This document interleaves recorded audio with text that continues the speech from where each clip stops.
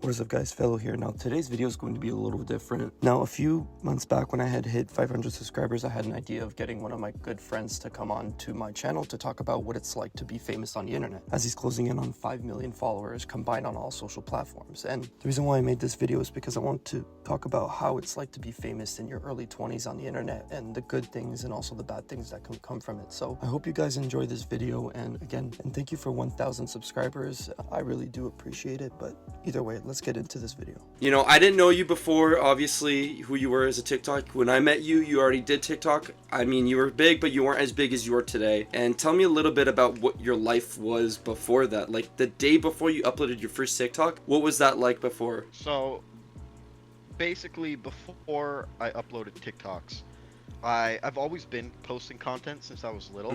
Like, I made Minecraft, like, Let's Play tutorials on YouTube. And I'd like record me and my friends having Nerf battles and post it on there. Me, my cousin, my brother did like this Warhead challenge. I always posted, that was like back in the day. And then I started playing a lot of Fortnite, and I made Fortnite edits and montages and posted on YouTube and Instagram. And then after that, I was posting around like early TikTok, like 2018. And none of those videos ever blew up or anything. And then during 2020, right at the beginning of COVID, I made this video. It was of my dog.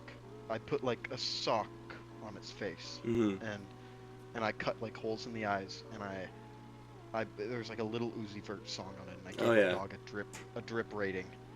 And yeah, that was where it all started. But before, I don't know, I feel like my life has been relatively, I feel the same. I don't know. You didn't let the fame change you or anything like that, because now you're over 1 million, right? I think across all your social media platforms, I would say you're probably closing in on almost 5 million or 4 million between those numbers. And what would you say how that's been in your life? I mean, 1 million is one of the biggest numbers that people dream to achieve, right? I mean, you got to put in a lot of time, and not many people in this life, especially where we are in Canada, where we're located, there's not that many people. And you know, you've hit not only 1 million but 2 million, and then also you're reaching multiple, like you're almost halfway to 10 million when you think about it. And how has life been since you've realized, you know, you've been hitting those numbers? It is crazy. I feel like I don't understand it though, you know, like I don't see 5 million people. It's just like I see the people I meet in public every once in a while, but it's hard to grasp that large of a number. But it's crazy. The real change I feel like that has happened in my life is just more so going out in public.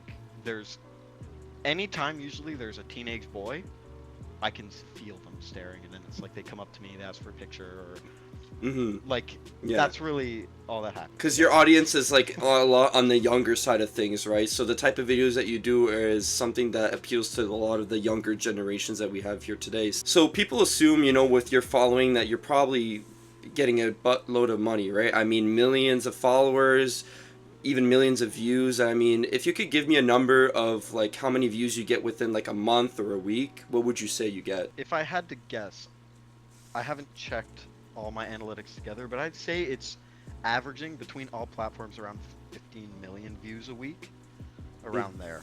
And when it comes to money, I mean, that's kind of like a thing that a lot of YouTubers kind of refrain from talking about. And, you know, you're a TikToker, you're someone that posts a lot on Instagram, you're someone that posts on Snapchat and YouTube, and you post on every single platform there is on the internet. And obviously, a lot of people in your comments also ask you, you know, this guy must be rich, he must be living in a mansion. And what do you have to say about the financial side? Nothing. There's from views, at least, there's no money that's made on TikTok. Same with Instagram, nothing. Only YouTube, and yeah, that's it. And I don't make like a lot from YouTube. I make a little bit, but not enough to live off of nearly. But the majority of money that I make to be able to live and afford rent is all from brand deals, essentially. Yeah. Just working with a management team and they bring deals and I make a advertised post. Yeah. And that's really it. What would you say is a good experience that you had with someone, but also a bad experience that you also remembered? Between those two, what are some of the most memorable moments with those two types of interactions? First off, I love meeting any fan ever. It's awesome.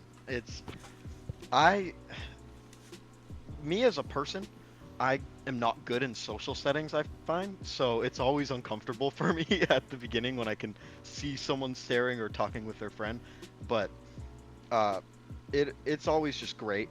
The most memorable for me was I was in a Walmart parking lot, and me and my girlfriend just got groceries. We're sitting in the car, and some guy, who, he was in his 40s, walks out, and he has his phone like this, Mm-hmm. and he's looking like that at me. And I roll down the window, and he says, "Are you hepatitis?" This guy was 42, and he came up to me because he watches all my videos. Never met anyone like over 25 who watches my videos in person. So this was like a shocker to me. It was like special, you know? Yeah. And uh, the the worst for me, I was at a water park, Mm-hmm. and I I was swimming in the water, and uh, it was in a wave pool, and there were a bunch of kids pointing at me, screaming, "Hepatitis! Hepatitis!" And everyone in the wave pool was staring at me. And because of my name, it's not like the people staring at me would think that's like what I go by online. They're saying a disease. When it comes to being popular on the internet and your face is out there, it could get scary when you go out, right? I mean, how often do you get recognized when you step foot outside in public? Like, how would you say, like, going to a restaurant, or like you said, going to Walmart with your family and friends and even your girlfriend or whatnot? What would you say is, how often would you say you get recognized when you always go out to those places, for like a regular social event or a regular social gathering? About like 50% of the time when I go out to like a public place, at least in my area, because the word gets around so quickly between everyone, right? Like everyone texts their friends, "Oh my god, I met him here," and sends a photo. When you do videos on TikTok and Instagram or whatnot, you usually follow trends, right? And a lot of the times you see people that you've associated with in the sense of like you just follow them mutually and stuff. And a lot of the times you also see those people that you've made, you've interacted with kind of dip down in popularity or relevancy. And when you make your videos and when you post, does it come with that pressure to fulfill your audience and to fulfill what's your channel's about?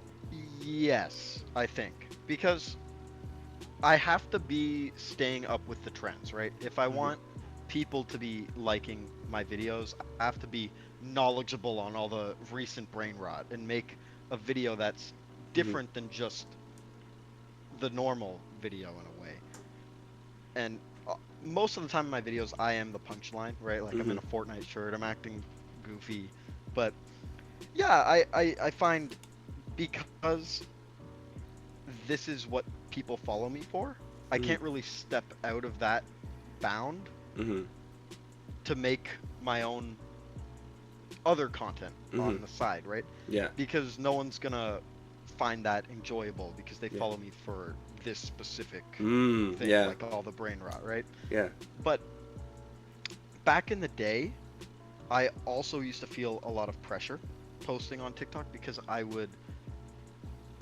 convinced myself that I needed to post multiple times a day, like 3 to 4, or no, it was like 2 to 3 times. Yeah. Every day for almost over a year, and that got tiring after a while. And I feel like scrolling back on my account, I could see that not a lot of effort was put into those videos.